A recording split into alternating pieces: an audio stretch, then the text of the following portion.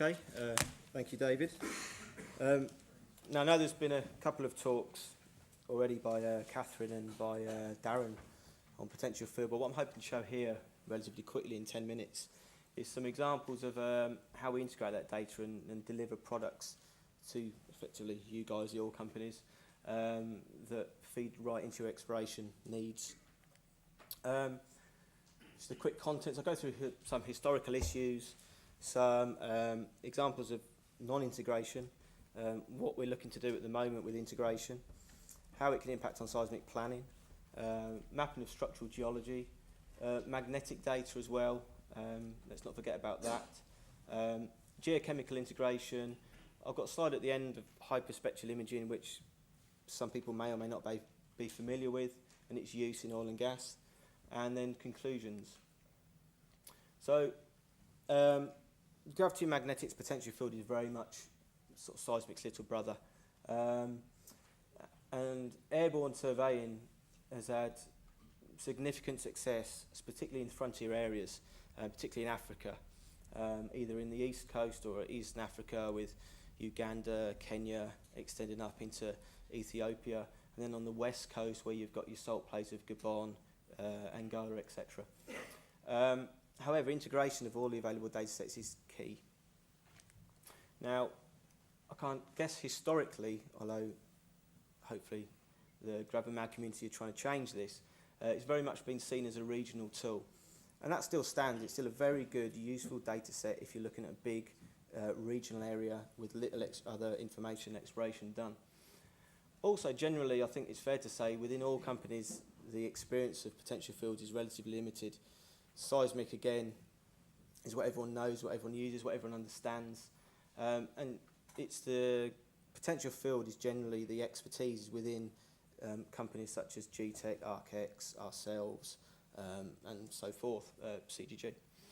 And also with potential field data, there's always a question mark about non-uniqueness. And then that leads to uncertainty. And just an example of what I mean by that is if you take a gravity response, you can have exactly the same gravity response which gives, or can be generated by two different sets of geology. And the question is, which is the correct model? Now, I'd like to think that with a bit of integration, with a bit of working together, a bit of involvement between the seismic guys, the geochemist, and the potential field guys, and also with a bit of common sense, we can certainly limit the non-uniqueness and get to a set of constrained models. So, is GravMag or potential field data underused? Quite often I hear the quote, well, we've applied gravity magnetics, but we've not really done that much with it. And I don't really understand how useful it is to my exploration. And I think from our point of, from the GravMag community's point of view, it's fair to say that in the past we've been guilty of not necessarily supplying products and deliverables that slot directly into what the oil companies need. And also given the accelerated timelines that people tend to work to, especially with an exploration stage, and with the limited experience and time to do this, people tend to, it just gets pushed to one side, and seismic and the interpretation of that is the main goal.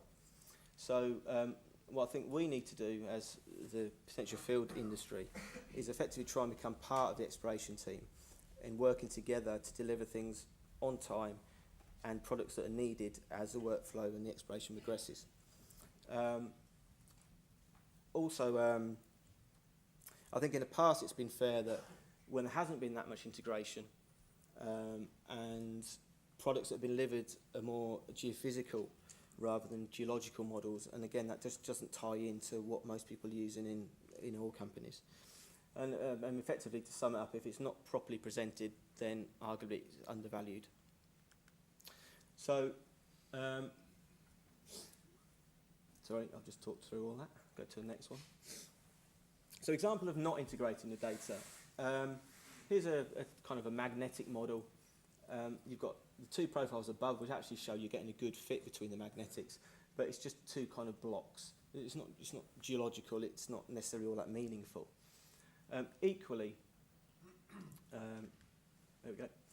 There's various techniques we've got for depth estimates and generating depth to basement, depth to sources, depth to structure.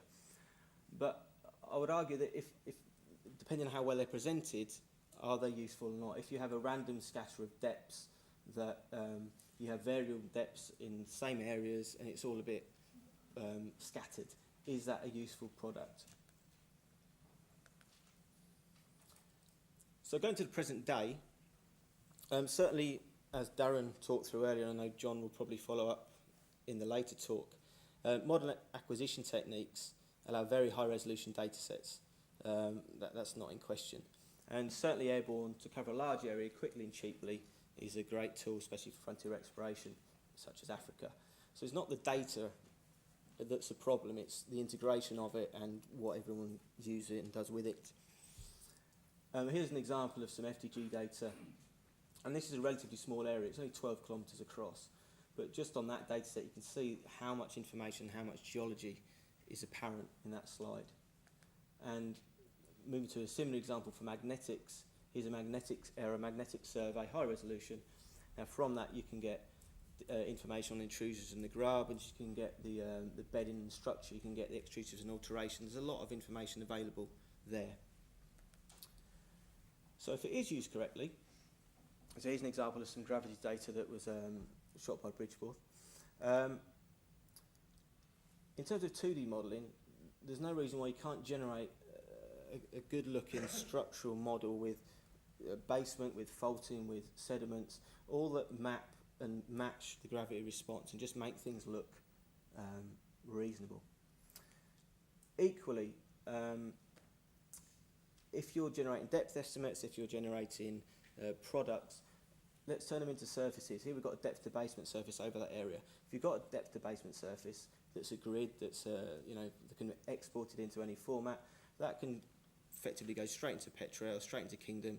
It's something that's useful to the oil companies and to the oil and gas, and whether that's used for basin modelling, for volumetrics, whatever. So, integration with seismic data. So, often used as a precursor to seismic acquisition, particularly in Africa, and we're always talking about frontier areas in Africa. Also, logistically and security issues mean that if you can get in quickly and easily with a small airborne team prior to going in with a large seismic crew, then that's a definite advantage. And I'd actually argue that assisting in that seismic planning at the very early stage is from a cost logistic point of view as important as the products that come out at the end of a kind of a lengthy geophysical, geological project. And just as it's a very ballpark figure, but you can say a typical airborne gravity magnetic survey could have a cost equivalent of 70 kilometres of 2D land seismic. So cost-wise, it's cheap. Just an example of that, if you take a kind of a very standard, regular 2D seismic layout, and then put the gravity data over the top. If you didn't have that gravity data, then effectively that's what you get back. That's all your layout. Now the question would be, if you had that data prior to planning that survey, and you took the same line kilometrage, you could actually orientate your seismic in a much more efficient, much more better manner, targeting your structures and your basins. So moving on to seismic, this is a line from East Africa. What you can see here is no, what have I done? There we go. Right, typical sort of basin with a structure in the centre. And if we overlay the gravity over the top, you can see that it all ties in reasonably well. As on a growth scale, it's showing you what you'd expect to see. So if you map out the edges of the gravity, plot them on where the seismic and the faults are, you can come up with a rough basinal area, top basement. However, the data these days is a lot better than that. So by doing some filtering on the data to pull out an extra bits of information, if you then remap the faults and then repick the basement, you start getting a bit more information. You start getting the presence of rotated fault blocks. You start to get intrabasinal features rather than just the overall basin shape. And we can go a step further if you do push the data a bit further. And this is all in the realms of the quality of the data that we're acquiring. and do the same thing. You can build up another set of faults, another basement, and now you're getting really quite a detailed mapping of that basement surface, that also obviously using the seismic as constraint while you're doing this. You put some fault blocks in, and you're getting towards I think anyway, a nice looking geological model that's using the gravity and the seismic and coming up with a genuinely useful product. Another example of this in terms of structural geology, surface geology, here we have a map with some surface geology and some surface faulting. Now if we overlay the gravity data, underlay the gravity data with that, you can see straight away there's a nice correlation between the gravity data and the faults that they mapped at surface. Obviously with the gravity data there, we can go through and do a gravity-derived fault mapping and come up with a much more detailed and much more complete set of faults and images over that data. It's another example of that. So the previous example was more of a rifted basin. This is now a thrust front. So here we have, from seismic data, a map set of thrusts. This is an FTG data set that we worked on over the area, and effectively the reds on there are the thrust fronts, the higher density units as they're pushed forward. And just flicking between the two, you can see there's such an extra amount of information there. You can go through and just on a first pass pick out where the main thrusts are and how they do or don't tie in with the previous interpretation. But again, you can go a step further, and we ended up coming with a very detailed map showing the major thrusts, the minor thrusts, the offsets, the lateral ramps, there's synclines, anticlines. There's a lot of information there if it's used correctly. Magnetic data, I guess the talks generally today, Darren's on the Falcon system as gravity based, but magnetics is still a useful data set. This map here shows a map that effectively targets shallow volcanics. Now that's useful, particularly in basinal areas. What I'll now show again is the depth of basement surface we generated from that data set. Now there looks to be some interesting looking basinal features in there that you may want to target for 2D seismic, etc.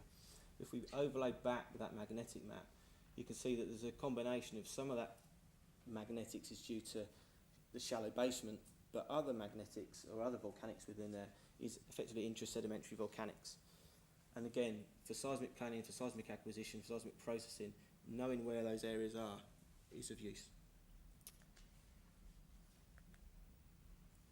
Now, geochemical data. I guess geochemical data is not as routinely integrated with potential field as, say, seismic. But I think where it is available and it can be used together, it can work. For instance, if you've got geochemical data, it tends to be a land survey, it's a small area, and it may give you an indication that there is a hydrocarbon producing system, but it won't give you the extent, the area of interest. Conversely, the potential field data will work the other way. That will give you your areas, it will give you the size of your structures, but it won't necessarily prove that there's a working petroleum system there. Now, if you can combine all that together, then that's an integrated model, and that's a useful tool, and particularly in frontier areas. In terms of having that integrated product for companies looking for exploration funding, for farming, to CPRs, that's all important information that can go forward. There's an example here I've got of where we did have that kind of information where, again, this is a thrusted area. This is a surface derived from gravity, and the red blobs on there are effectively anticlinal structures of interest for effectively shallow drilling. And the markers on there, which are actually surface oil seeps. So there's quite a nice correlation with some of the structures and the surface oil seeps. So again, going forward for drilling or further seismic, that's a useful product. Now, hyperspectral imaging is a different technique, but in terms of locating surface oil, it's something that's been used certainly routinely in environmental and mineral studies. And what it does is looks at the spectral characteristics of material at the Earth's surface. Now, whether that's vegetation, whether that's minerals, whether that's oil. Now, it's not been used that widely in oil and gas. There's certainly been some studies back in 2002 by Ellis, I think it was. But the argument is, if you combine gravity, you combine magnetics, you combine hyperspectral imaging, stick it all on a single aircraft with whatever else you want to strap to the aircraft that may be of use, and do it as a multidisciplinary survey, then it's all additional information that's useful going forward.